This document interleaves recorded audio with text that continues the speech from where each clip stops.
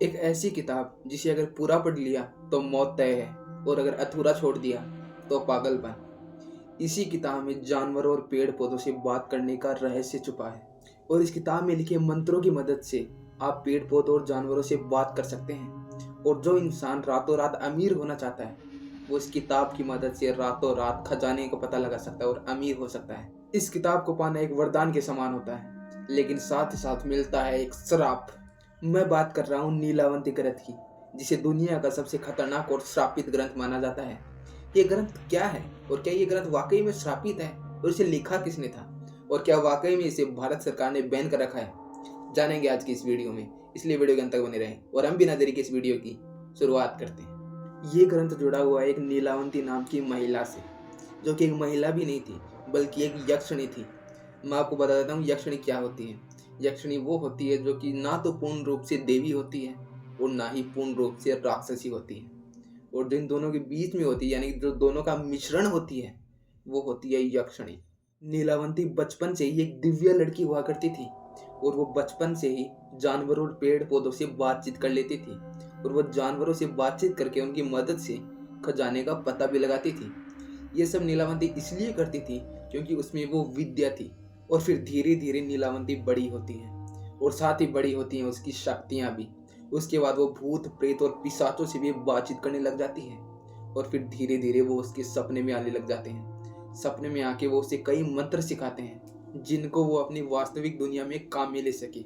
और फिर धीरे धीरे नीलावंती बहुत ही ज़्यादा शक्तिशाली हो जाती है। उसके बाद क्या होता है, उसके बाद एक दिन एक प्रेत नीलावंती के सपने में आता है, और वो सपने में आकर कहता है कि तुम इंसान नहीं हो, बल्कि तुम एक यक्षिणी हो, और तुम एक श्राप के कारण यहाँ धरती पर फंस गई हो। और इससे बाहर निकलने का एक ही रास्ता है कि एक जंगल में एक पीपल का वृक्ष है, तुम्हें वहां जाकर दिन रात साधना करनी होगी, और साधना करने से ही तुम्हारा इस मृत्यु लोक से बाहर जाने का द्वार खुल जाएगा, और तुम उस श्राप से मुक्त हो जाओगी। नीलावंती को पता चल जाता है कि वो एक यक्षिणी है, और उसी श्राप मिला हुआ है, इसी कारण उसका इस दुनिया में जन्म हुआ, और वो एक यक्षिणी है, इसीलिए वो पेड़ पौधों और जानवरों से बातचीत कर लेती है। उसके बाद नीलावंती जंगल में चली जाती है, वन में साधना करने के लिए। रास्ते में उसे मिलता है एक व्यापारी, जो कि नीलावंती पर मोहित हो गया था।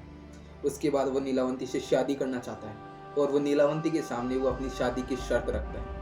तब नीलावंती सोचती है कि जब मैं यहाँ पे साधना करूँगी तो मुझे भी कोई एक ऐसा चाहिए जो कि मेरा ख्याल रख सके। उसके बाद नीलावंती शादी के लिए हाँ कर देती है, लेकिन वो एक शर्त रखती है कि मैं रात को जंगल में जाकर अपनी साधना करती हूँ, तो तुम मुझे जंगल में जाने से नहीं रोकोगे, मेरी साधना करने से नहीं रोकोगे।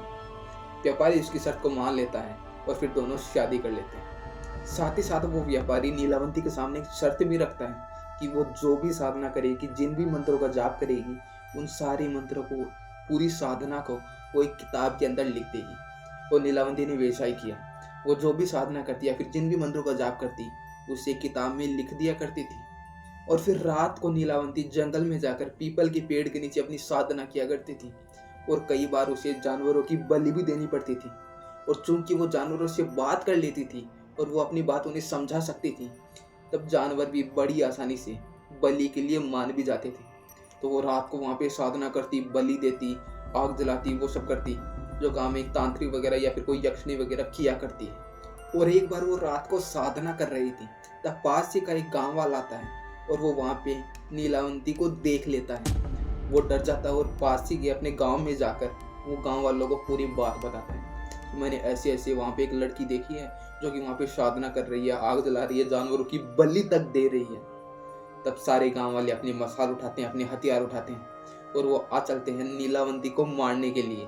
और वो जैसे ही जंगल में नीलावंती को मारने के लिए पहुँचते हैं, तब नीलावंती की साधना भी ऑलमोस्ट कंप्लीट हो चुकी थी। लेकिन तब उनके सामने आता है एक बेताल। ये बेताल वही व्यापारी था जिसने नीलावंती से शादी की थी। वो शादी करने का ढोंग कर रहा था, नाटक कर रहा था। उसके बाद नीलावंती को पता चल जाता है कि एक बेताल है, और ये मुझसे शादी करने का केवल नाटक कर रहा था, बल्कि ये मेरी सारी विद्या को किताब के जरिए अपने साथ ले जाना चाहता था, उसे किताब में लिखवा कर। उसके बाद नीलावंती को बहुत ही ज़्यादा गुस्सा आता है, और वो अपने ही लिखे हुए ग्रंथ को श्राप दे देती है कि जो भी इसे झूठी आस्था के साथ या फिर गंदी सोच के साथ पढ़ेगा, उसकी मृत्यु हो जाएगी। और साथ ही साथ जो भी इस ग्रंथ को अधूरा छोड़ेगा, यानी जिसने पढ़ना शुरू कर दिया और अधूरा छोड़ेगा वो भी पागल हो जाएगा। उसके बाद उस ग्रंथ को श्रापित माना जाने लगा। अब आप सबका सवाल होगा कि ये ग्रंथ अभी कहाँ है, तो मैं आपको बता दूं कि ये ग्रंथ हमारी सबके पहुंच से इतनी दूर है जहां तक इसके पास कोई भी जा नहीं सकता और इसे कोई भी पढ़ नहीं सकता। आप इंटरनेट के ऊपर जो भी इसकी इतनी सारी कॉपीज देखते हैं वो सारी की सारी फेक कॉपीज हैं। और साथ ही साथ लोगों का ये भी सवाल होता है कि क्या वाकई में इसके ऊपर भारत सरकार ने बैन लगा रखा है? तो जी नहीं, भारत सरकार ने किसी भी नीलावंती ग्रंथ नाम से ग्रंथ पर बैन नहीं लगा रखा है। और साथ ही साथ अभी तक ये भी कंफर्म नहीं है कि क्या वाकई में इसे पढ़ने से लोगों की मौत होती है और क्या वाकई में इसे पढ़ने से इंसान सुपर नेचुरल पावर का मालिक बन जाता है। अभी तक तो ये संभव ही नहीं है। और क्या वाकई में नीलावंती नाम की कोई महिला थी या फिर यक्षिणी थी जिसने इस ग्रंथ को श्राप दिया था? ये आप लोगों को कमेंट सेक्शन में बताना है। उम्मीद करता हूँ कि अगर वीडियो यहाँ तक देखी है तो लाइक और चैनल को सब्सक्राइब जरूर से कर दीजिएगा।